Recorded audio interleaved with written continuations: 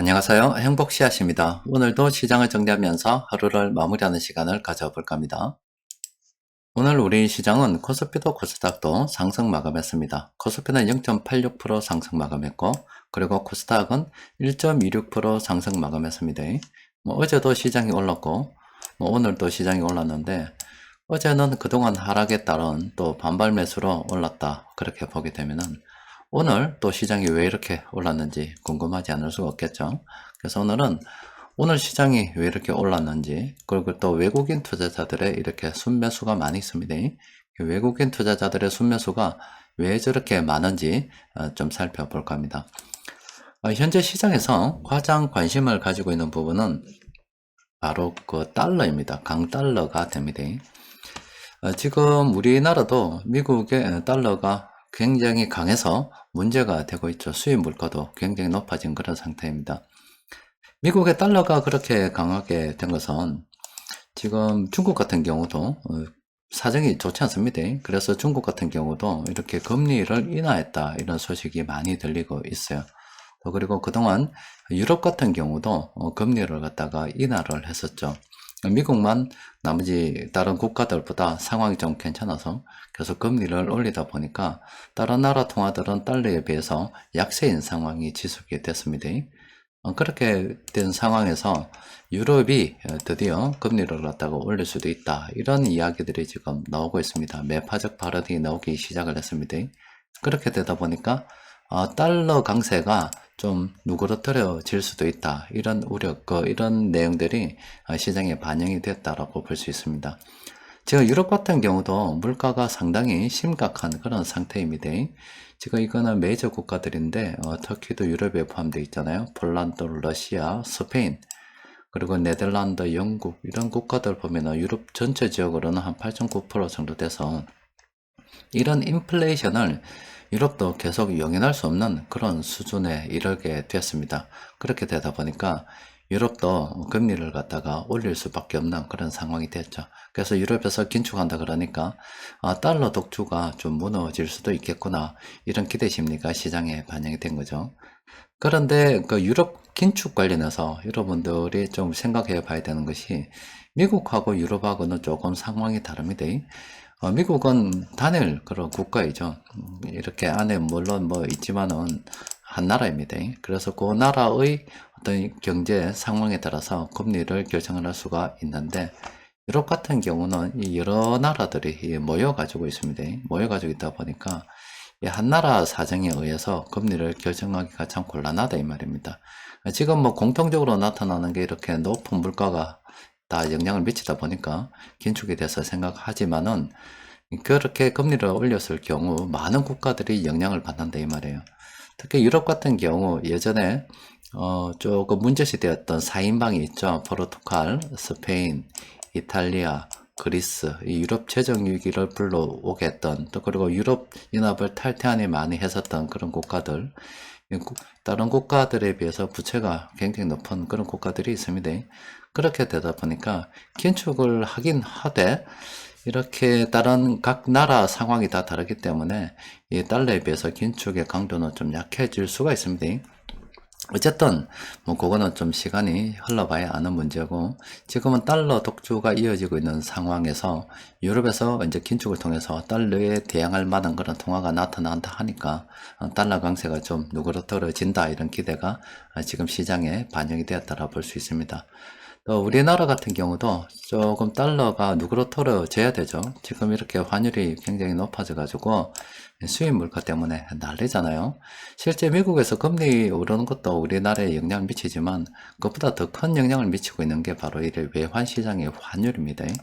이 환율이 계속 높아짐으로 인해서 실제 우리 외환 보유고가 줄어들고 있고 또 수입 물가가 굉장히 높아져서 지금 물가도 우리나라가 굉장히 높아져 있는 그런 상태입니다.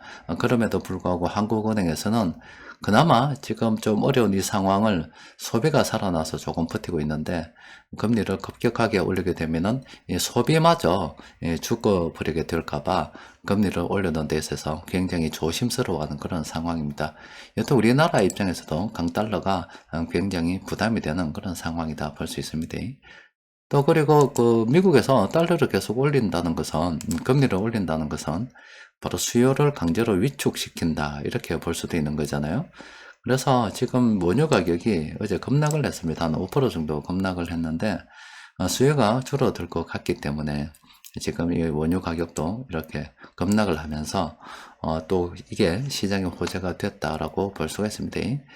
여튼 뭐 오늘 시장이 갑작스럽게 이렇게 올랐는데 달러의 독주가 이걸로서 정리가 되는지는 좀 더 지켜봐야 될 문제이고, 어쨌든 뭐 우리 시장 같은 경우는 뭐 늘 말씀드리다시피 2020년을 경계해서 외국인들이 한국에서 돈을 많이 빼버렸습니다. 그 수급 공백이 언젠가는 채워질 것이라 보고서 우리는 계속 물량을 모아가는 그런 전략을 취하는 게 좋습니다. 그리고 주식을 갖다가 살펴보는데 여러분들 시장 볼 때 조심해야 된다고 말씀드렸잖아요. 제가 여러분들께 말씀드리는 것은 이 투자라고 하는 것은 우리 인생에 있어서 한 번만 제대로 성공하면 된다. 저는 이런 주의입니다. 자잘한 성공 100번 해봤자, 그러니까 우리가 시장이 상승할 때요, 나도 단타를 해서 개인들이 오르는 동안에는 돈을 많이 법니다. 뭐 얼마를 벌어도 계속 법니다. 그런데 개인들이 돈을 못 버는 이유는 시장이 이렇게 하락하거나 아니면 이렇게 횡보할 때 이때 그동안 번 돈을 지키지 못하고 다 까먹어 버립니다. 종목을 계속 갈아타서 이 종목 저 종목 옮겨 다니다 보는 사이 계좌에 남는 것은 쪼그라든 그런 돈밖에 없는 거죠. 그래서 이렇게 단기적인 시각으로 시장을 바라보게 되면은 사실은 이 시간은 하락하거나 이런 때는 주식 투자를 하지 말아야 되는 그런 시기죠. 그런데 저는 여러분들께 이런 짧은 시각의 어떤 시향을 말씀드리는 게 아니라 한 번 하더라도 제대로 성공해서 인생에 좀 풍요를 누려야 되지 않겠나. 그리고 우리 인생이 이제 좀 뭐 짧지만은 또 그렇게 짧은 것은 아닙니다. 이렇게 계속 우리가 젊을 때 직장을 다니면서 이렇게 돈을 계속 벌려는 일이 플러스가 되는 시기가 있다 이 말이에요. 그런데 어느 순간 우리가 노동력이 상실이 되고 또 나이가 돼서 은퇴를 해야 되는 그런 상황이 올 수가 있는데, 그때는 갑작스럽게 수입이 끊어지는 상황이 발생이 되는 거잖아요. 그때를 대비해서 지금 볼 때 우리가 이렇게 꾸준히 잘 모아두고 그간 주식 투자를 하다가 운이 좋게 좀 빨리 내가 목표한 금액이 달성이 된다 그러면은 그 시점에서 은퇴를 하게 되는 거고, 아니면은 적어도 우리가 은퇴하는 시점이 되어서 돈이 좀 어느 정도 여유가 있어야 그 나머지 인생을 우리가 해피하게 살아갈 수 있어서, 뭐 우리가 돈이 좀 시장이 올라서 빨리 이렇게 우리가 목표한 금액을 채우게 되면은 빨리 조기 은퇴하는 거고, 그렇지 않더라도 각 개인들마다 은퇴 시기가 다 다를 건데 적어도 은퇴할 때 현금을 들고 가야 되지 않겠나, 이런 생각입니다. 따라서 이 조기 은퇴하든 아니면 은퇴하는 순간에 정리를 하든 간에 어찌됐든 간에 한 번만 제대로 하면은 편하게 살 수 있다, 이런 생각으로 투자에 접근하고 있는 겁니다. 따라서 시장에서 여러 가지 나오는 이 분석들은 제가 해드리는 분석하고 달리 이렇게 장기적이지 못합니다. 말 그대로 시장이 급락하면은 이 급락하는 이 짧은 기간, 뭐 6개월, 3개월, 경우에 따라서는 뭐 한 달, 어떤 경우는 일주일 이런 시향을 계속 이야기하는데, 그런 시향하고 제 시향하고는 조금 다를 겁니다. 단기적인 어떤 시향을 자꾸 이렇게 바라보면서 또 시장을 제가 보는, 멀리 보는 관점으로 접하게 되면은 인지가 부조화되는 현상이 발생이 되죠. 이와 관련해서 여러분들께 뭐 누차 말씀을 드렸습니다만은 멤버가 자주 바뀝니다. 우리 가치투자연구원이 다음 주가 되면은 14년째로 접어듭니다. 13년을 마감하고 다음 주 곧 우리 카페 생일입니다. 마감하고 14년째로 이렇게 접어들게 되는데, 그때부터 계속해서 쭉 구성하던 이 멤버들이 소수가 있습니다. 그런데 그 중간에 뭐 잠시 활동하다가 나갔다가 또 잠시 들어왔다가 나갔다가 잠시 들어왔다가 아예 안 들어왔다가 이런 식으로 왔다 갔다 하는 일에 일명 뜨내기 멤버들, 아니면 이제 갓 들어온 새내기 멤버들이 있어서 그런 멤버들한테 이런 장기적인 시황 뭐 이야기를 많이 했습니다만은 못 배웠다 이렇게 이야기가 되는 거잖아요.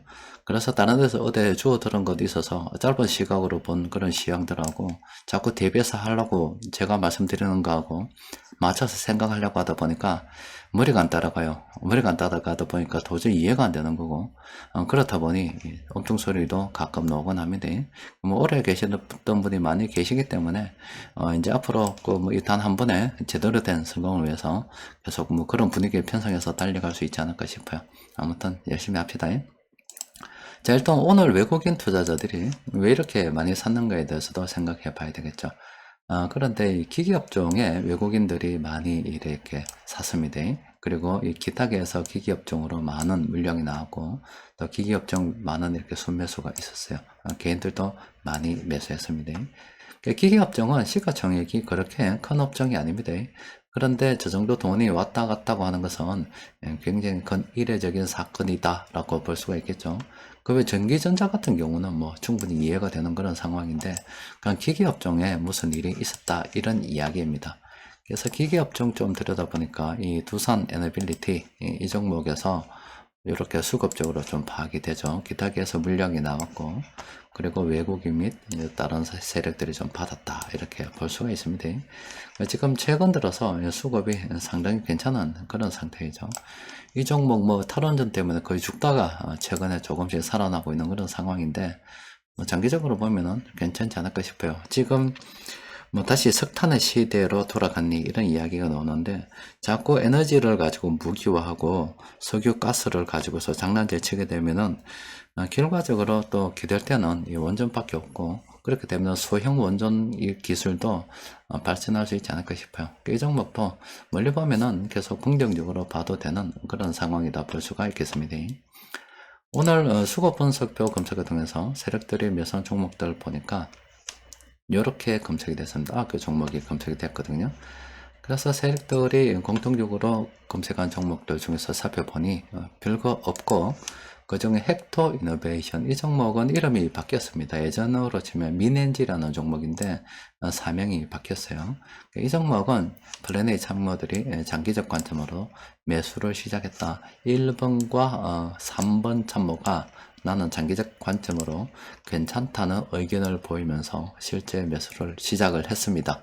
자, 이 참모들의 의견을 바라보고서 제가 대장이죠. 그 투자 결정을 하는데, 다른 참모들은 아직은 뭐 좀 더 상황을 지켜봐야 됩니다 이야기하는데, 그 중에서 성질이 좀 급한 참모 둘이서 난 이 종목 괜찮다고 생각해요. 실제 이렇게 매수를 들어갔습니다. 이 종목은 우리가 관심을 가지고 살펴볼 필요가 있겠죠. 변곡점 지표 최근에 또 시장이 조금 오르다 보니 조금씩 나오기 시작합니다. 지금 인천도시가스하고 현대해상은 단기적으로 좀 많이 올랐으니까 조심해야 된다 이런 식으로 분석이 되고 있어요. 그런데 그 나머지 이런 종목들 있잖아요. 이런 종목들은 우리가 긍정적으로 검토를 해 볼 만한 그런 시기입니다. 지금 달러 강세 시대가 서서히 저물어 가고 있습니다. 그리고 지금 현관에는 또 이런 이야기들이 나오고 있어요. 미국에서 이번에 기준금리를 갖다가 0.75%를 올리고, 또 내년 상반기 한 좀 더 기준금리를 올려서 상당히 오랜 기간 동안 우리가 기준금리를 한 4% 정도 이렇게 잡고 가야만이 우리가 목표로 하고 있는 우리 한국은행도 마찬가지고 전 세계 은행이 왜 그런지는 모르겠습니다만은 적당하다고 판단하는 그 수준이 2%입니다. 2% 인플레이션이 적당하다 이렇게 생각을 하고 있는데, 상당히 이렇게 오랜 시간을 끌고 가야 이 수준에 도달하지 않을까 이런 이야기 나오는데, 제 일각에서는 조금 다른 이야기도 나옵니다. 지금 이 고물가도 상당히 오래 지속이 될 거라 보거든요. 그런데 계속 예전에 어떤 이 기준만 고집하다, 2%의 기준만 고집하다 보면은 자칫 이 경기까지 다 눌러버리는 수가 있다. 왜 그러냐면 금리 인상은 수요를 위축시키기 때문에 그렇습니다. 그렇게 하지 말고 2%를 좀 올려보는 게 어떠냐. 3%, 4% 이런 식으로 조금 올려보게 되면은 우리가 한결 더 그 경제를 운영하는데 좀 더 여유가 있지 않을까 이런 이제 주장들도 나오고 있습니다. 뭐 이렇게 되면은 뭐 다시 주식시장으로 돈이 많이 들어올 수도 있겠죠. 자, 어쨌든 달러 강세 시대가 머물고 있고, 또 특히 고환율 때문에 달러 강세 때문에 우리나라는 큰 고생을 하고 있는 중입니다. 유로화가 좀 빨리 자리 잡아서 달러 강세를 좀 잡아주기만 한다면은 우리나라한테도 큰 도움이 될 수가 있겠죠. 자, 오늘은 여기까지 정리하도록 합시다. 이상입니다.